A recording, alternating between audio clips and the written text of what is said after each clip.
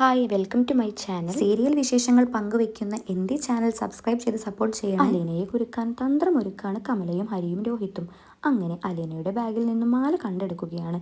അത് കണ്ടപ്പോൾ മുത്തശ്ശിയും വല്ലാത്തൊരു ഷോക്കിലായി. കാരണം അവൾ ഇങ്ങോട്ട് മാറിയിട്ടില്ലെന്ന് മുത്തശ്ശിക്ക് നന്നായിട്ട് അറിയാം. പിന്നെ എന്താണ് സംഭവിച്ചത്? കമലയ്ക്കാണെങ്കിൽ ഭയങ്കര സന്തോഷം മുഖത്ത് കാണിക്കാതെ മക്കളെ വിളിച്ചു കൂട്ടി തൻ്റെ കാണാതായ മാല കിട്ടിയെന്ന് വിളിച്ച് പറയാണ് കമല. അപ്പോൾ മാറി നിന്നിരുന്ന രോഹിത്തും ബബിതയും അരിയും റൂമിലേക്ക് ഓടി വന്നിട്ട് ഒന്നും അറിയാത്ത പോലെ എന്താണ് സംഭവിച്ചെന്ന് ചോദിക്കുകയാണ്.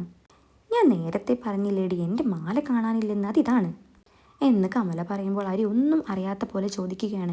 അമ്മയുടെ മാല മോഷണം പോയോ? ഞാൻ മാല കബോർഡിൽ വെച്ചിട്ട് ഹോസ്പിറ്റലിൽ പോയി വന്നപ്പോഴേക്കും അത് കാണാനില്ലടാ. അപ്പോഴല്ലേ ഇവളെവിടെ നിൽക്കുന്നത്?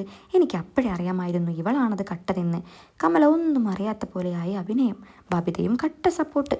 അത് കേട്ട പാടെ രോഹിത് അവളോട് ചോദിക്കുകയാണ്, രാവിലെ തന്നെ നീ കുറ്റിയും പറിച്ചു വന്നത് ഇതിനാണല്ലേ? നിന്റെ മനസ്സിലിരിപ്പ് ഇതാണല്ലേ എന്നൊക്കെ പറഞ്ഞ് അവൻ അവളോട് ചൂടാവാണ്. അലീനയാണെങ്കിൽ സ്തംഭിച്ച് നിൽക്കുകയാണ്. എന്ത് ചെയ്യണമെന്നറിയാതെ നിന്ന് അവൾ ഫോൺ എടുത്ത് അച്ഛനെ വിളിക്കാൻ പോകുമ്പോൾ രോഹിത് അത് കയ്യിൽ നിന്നും തട്ടിപ്പറക്കുകയാണ്. പിന്നീട് അവളെ എല്ലാവരും കൂടെ ചോദ്യം ചെയ്യാണ്.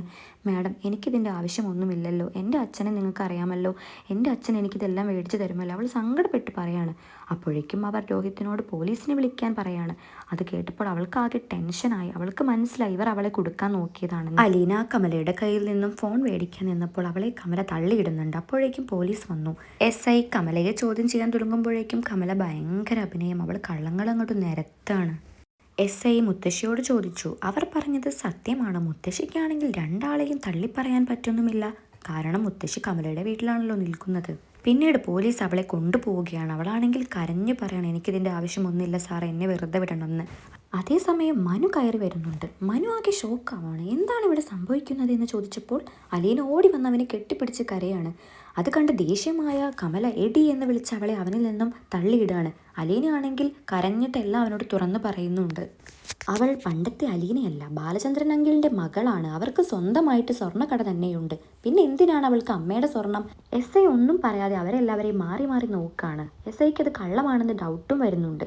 ഇവരുടെ തർക്കം നിർക്കാൻ പറഞ്ഞിട്ട് SI കേസാക്കി അവളെ കൊണ്ടുപോവാണ്. മനു അപ്പോൾ തന്നെ ബാലചന്ദ്രൻ അങ്കിളിനെ വിളിക്കുകയാണ്. എന്നിട്ട് എല്ലാ കാര്യങ്ങളും പറയുന്നു. അത് കേട്ടതും ബാലചന്ദ്രന് ഭയങ്കരമായിട്ട് ദേഷ്യം വരാണ്. എൻ്റെ മകളെ മേൽ ഒരു തരി മണ്ണ് വീണാൽ എൻ്റെ സ്വഭാവം നിങ്ങൾ അറിയും. ബാലചന്ദ്രൻ അത്രയും ദേഷ്യപ്പെട്ട് അങ്ങനെ പറഞ്ഞതും മനു ആകെ പേടിക്കുകയാണ്. അങ്കിൾ ഒളിപ്പിച്ചു വെക്കുന്ന എല്ലാ രഹസ്യങ്ങളും ഒരു ദിവസം വിളിച്ച് പറഞ്ഞാൽ എന്താവും അവസ്ഥ എന്നാലോചിച്ച് അവൻ അമ്മയെ ദേഷ്യത്തോടെ നോക്കുകയാണ്. മനു വീണ്ടും ബാലചന്ദ്രനെ വിളിച്ച് നല്ല രീതിയിൽ സംസാരിക്കുന്നുണ്ട്. എന്നിട്ട് സ്റ്റേഷനിലേക്ക് വരാൻ പറഞ്ഞ് അവനും അങ്ങോട്ട് പോവാണ്. അവരെല്ലാവരും സന്തോഷത്തിലായിരുന്നു അവളെ പോലീസ് കൊണ്ടുപോയതിൽ. ഇവരുടെ കള്ളത്തരങ്ങൾ കേട്ടിട്ട് മഞ്ജിമ വന്നിട്ട് പറയുന്നുണ്ട്, ഇതെല്ലാം ബാലചന്ദ്രൻ അങ്കിൾ അറിഞ്ഞാൽ ഇവിടെ നല്ല പ്രശ്നം ഉണ്ടാക്കൂട്ടോ.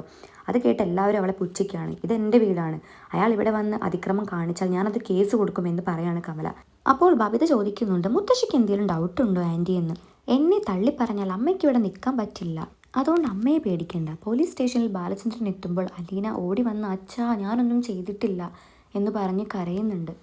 നിനക്ക് എത്ര കിട്ടിയാലും നീ എന്താ മനസ്സിലാക്കാത്തതെന്ന് ചോദിക്കുകയാണ് ബാലചന്ദ്രൻ SIനോട് അത് കള്ളമാണെന്നെല്ലാം സമർത്ഥിക്കുന്നുണ്ട്. എന്നിട്ട് അലീനയോട് എന്താ സംഭവിച്ചതെന്ന് ചോദിക്കുകയാണ്. സാർ, ഞാൻ വീട് വൃത്തിയാക്കി മുത്തശ്ശിയെ കുളിപ്പിച്ച് ഫുഡ് ഉണ്ടാക്കി ഞങ്ങൾ കഴിച്ചുകൊണ്ടിരിക്കുമ്പോഴാണ് മാഡം വന്നത്. മാഡം വന്ന പാടെ പ്രശ്നം ഉണ്ടാക്കുകയാണ് ചെയ്തത്. അപ്പോഴേ എനിക്ക് ഡൗട്ട് തോന്നിയിരുന്നു എൻ്റെ മേലേക്കാണ് പ്രശ്നം വരുന്നതെന്ന്. അലീന ഇതെല്ലാം പറഞ്ഞപ്പോഴേക്കും ബാലചന്ദ്രൻ ദേഷ്യം കൂടി വരികയാണ്. മനുവിനോട് കമലയെക്കുറിച്ച് പറഞ്ഞ് ദേഷ്യപ്പെടുകയാണ് ബാലചന്ദ്രൻ. മനുവും SIയും കൂടെ അയാളെ സമാധാനിപ്പിക്കുന്നുണ്ട്. സാർ, ഇവൾ എൻ്റെ ആദ്യ ഭാര്യയിലെ മകളാണ്, അതുകൊണ്ടാണ് അവർക്ക് അവളെ ഇഷ്ടമല്ലാത്തതും അവളെ ഇങ്ങനെ ഉപദ്രവിക്കുന്നതും. എനിക്കറിയാം ബാലചന്ദ്ര എന്നാണ് SI പറയുന്നത്. ഞാൻ എന്തായാലും കേസ് എടുക്കുന്നില്ല എന്ന് പറയാണ്. അപ്പോൾ മനു പറയാണ്, സാർ ഇതിനൊരു ഒത്തുതീർപ്പുണ്ടാക്കണം എന്നും പറഞ്ഞിട്ട് അവൻ നേരെ കമലയെ വിളിച്ചിട്ട് ദേഷ്യപ്പെടുകയാണ്.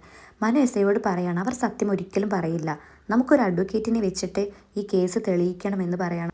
SI അത് സമ്മതിക്കുകയും അവളെ പുറത്തിറക്കുകയും ചെയ്തു. അങ്ങനെ അവിടെ നിന്ന് ഇറങ്ങുമ്പോൾ മനുവിനോട് ഇനി ഇതിൻ്റെ പേരിൽ പ്രശ്നമുണ്ടാക്കരുതെന്ന് പറയുന്നുണ്ട് അവൾ. അതേസമയം ബാലചന്ദ്രനും പറയാണ്, എനിക്കും പ്രശ്നമുണ്ടാക്കാൻ അറിയാഞ്ഞിട്ടൊന്നുമല്ല, ഞാൻ ജയിലിൽ പോയാൽ ഇവളെ അവരെല്ലാവരും കൂടെ കൊത്തിപ്പറയ്ക്കും, അത് പേടിച്ചിട്ടാണ് ഞാനതൊന്നും ചെയ്യാത്തത്.